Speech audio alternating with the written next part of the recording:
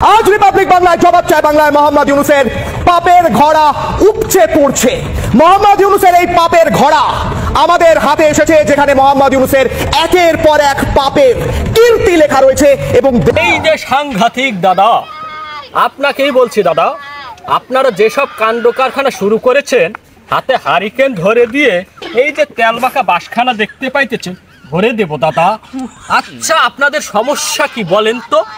লেওরা বাংলাদেশ নিয়ে আপনাদের এত চুলকানি কেন বলুন তো? ইউনূস কি করছে, কি খাচ্ছে, কি করবে, কি করছে না, লেওরা তোমাদের কি সমস্যা? এই যে মোদি দাদা, আপাকে তো দিয়েছি, তারপরে আপনার কাছে হাম্বেল রিকোয়েস্ট, এদের কিছু বলেন।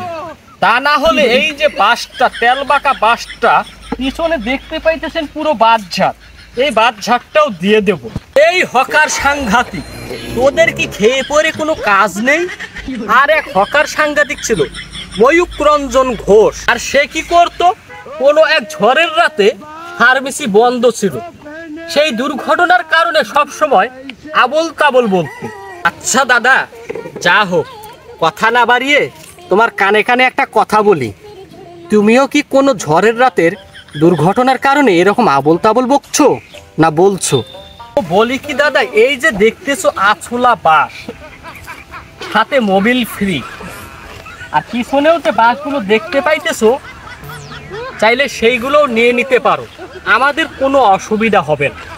আর একটা কথা বলি দাদা, আগে নিজেদেরটা ভাবো, আর ফ্রিতে একটা অ্যাডভাইস দেই, এখনো কষা বা পাতলা হলেই আকাশের নিচে বসে পড়ো, আগে সেইগুলোর ব্যবস্থা করো, তারপরে না হয় আমাদেরকে নিয়ে ভেবো।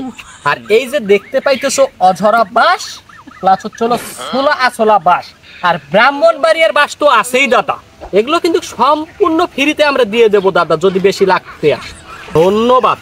ভিডিওটি যদি ভালো লেগে থাকে, ইউটিউবে হলে অবশ্যই সাবস্ক্রাইব করবেন, আর ফেসবুকে হলে ফলো করতে ভুলবেন না, আর শেয়ার একটা ফ্রিতে দিয়ে দিবেন, যেন দাদাদের কান পর্যন্ত পৌঁছায় আর কি।